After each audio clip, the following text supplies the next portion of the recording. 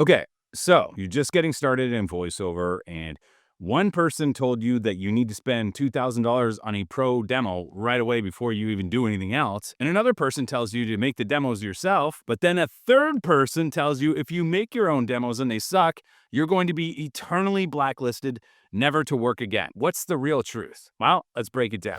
And who the hell am I? Why am I qualified to talk about this stuff? My name's Jesse Carroll. I've done over 2,000 voiceover jobs on the voice of Toyota, Tommy Bahama, the narrator for History Channel's Backroad Truckers, and I scaled my voiceover business to over 6 figures in my very first year. And now I spend my time teaching others how to do the same thing in VoiceOver School. So, demos in the beginning. Do you need a pro demo? Should you make your own demo? Are you worried about getting blacklisted? What's the real deal here? Okay, so let's tackle the whole you're gonna get blacklisted if you make your own demos or if you make a shitty pro demo in the beginning. It's not gonna happen, okay?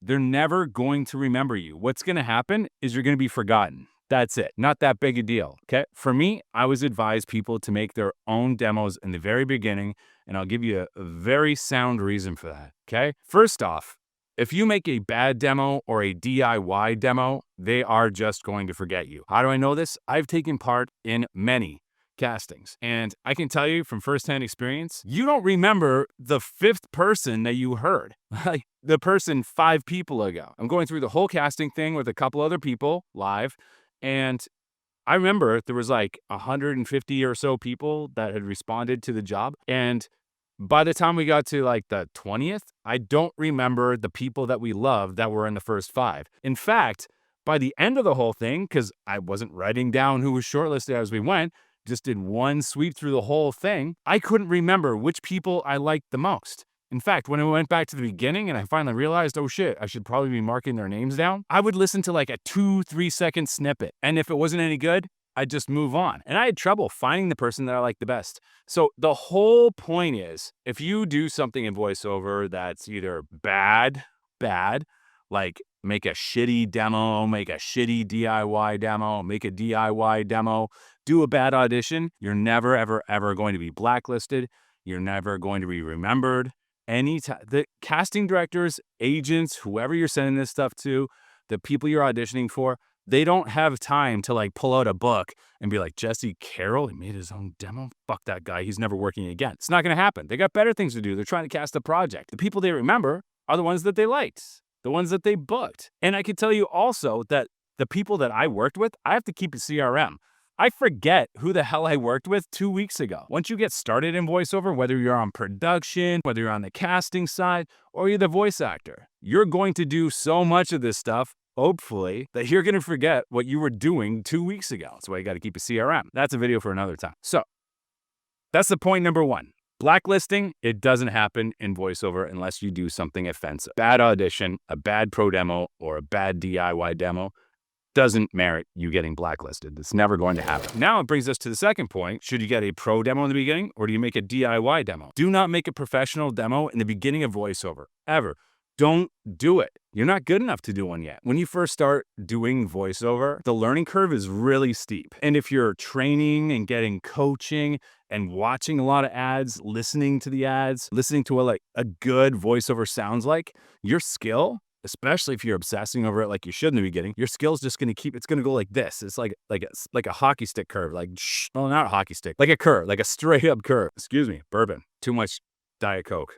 We're leaving that in. In the beginning of voiceover, the learning curve is really sharp, okay? It goes like almost straight up like Mount Everest. And then it just kind of levels out and you kind of go up a little bit each year. But in the beginning, because the learning curve is so sharp, if you get a professional demo cut right away before you get to the top of like your learning curve, in 6 months from when you get that professional demo done, you're not gonna be able to use it. You're gonna be way better than you were when you did that professional demo.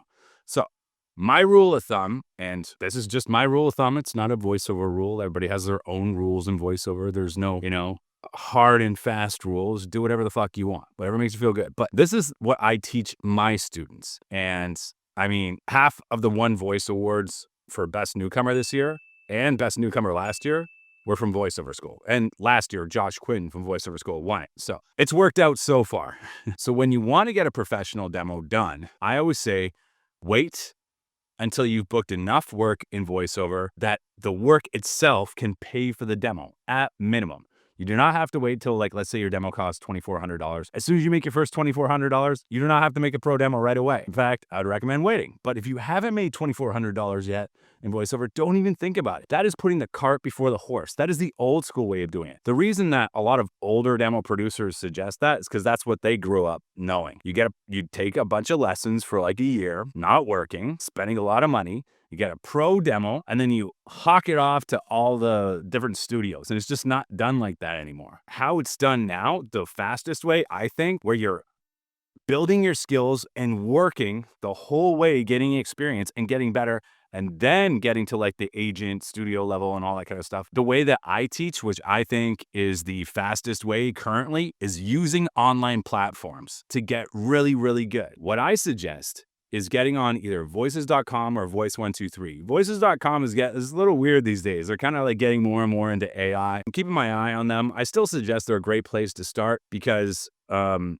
ease of use, everything's on the platform. But as soon as you can, upgrade to Voice123. It's way better than voices.com these days. But when you're on these platforms and you get on them to try and get good and get experience, you're going to need demos so that clients can find you, so that you can get a voice match score on voices.com. Because when you have a 100% voice match score, your audition goes all the way to the top. And if you don't have a 100% voice match score, your audition just keeps going lower and lower and lower to the bottom, may never get listened to. So it's important when you're getting on casting sites in the very beginning, before you have an agent, before you have a pro demo, before you start trying your hand at direct marketing, get on these casting sites, but you got to have demos on there. Do not spend $2,400 on a pro demo when you're just getting started. So here's the kicker. I always say that you need 30 minimum. In fact, I'm going to up it right now to 50 DIY demos minimum. This doesn't have to be a compilation, doesn't have to be a minute, 2 minutes long. Each one can be 15 to 30 seconds. Probably closer to 15 is fine. They're not going to listen to the whole thing. And you want to do them as good as you can. Here's the short rule of thumb of how to make them. You want to just make your voice elevated on top of the music just a little bit louder. There are many free sites out there to get royalty-free music. Just Google royalty-free music. You'll find a ton of them. And then just rip the music off, royalty-free music, pull it off the internet, and just put it under your check. Super easy to do. It sounds daunting if you've never done it before, but I promise you it's easy to do. Now, here's the spoiler alert. By the time you get to the 30th DIY demo that you made, and the whole time you're putting them up on casting sites, labeling them with good SEO so that you can get found, filling out your profile completely, by the time you get to your 30th, you're going to listen to your first 10 and go, wow, those are garbage. Then you're going to go back and you're going to redo those ones because now you're better. And you're going to keep doing this every 30 days, every quarter, redoing all your demos until you start getting work. And you're going to replace all those DIY demos with work. And by that time, when you start replacing your DIY demos with work, you're probably ready to get a professional demo done. If you've made more money in VoiceOver than the demo costs. I don't know why I lost my train of thought for a second. I totally had a brain fart.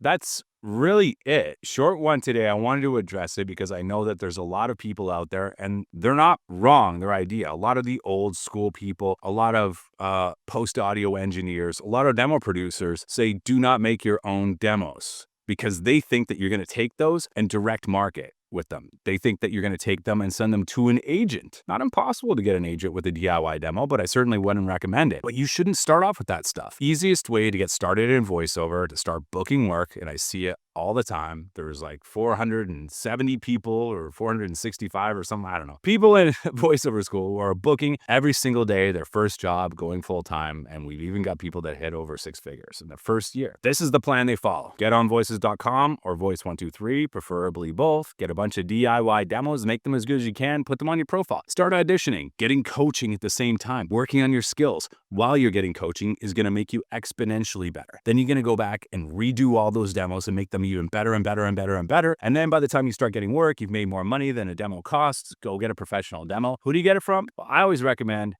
Mark Grau, JMC Demos, and Ear Blowing Audio. All three are not cheap, but all three make immaculate demos. Get in touch with them when you are ready to get a demo and see if it's a fit. Not every demo producer is going to be good for every person. I always suggest reaching out to them, listening to their work, knowing who they are, what they excel at.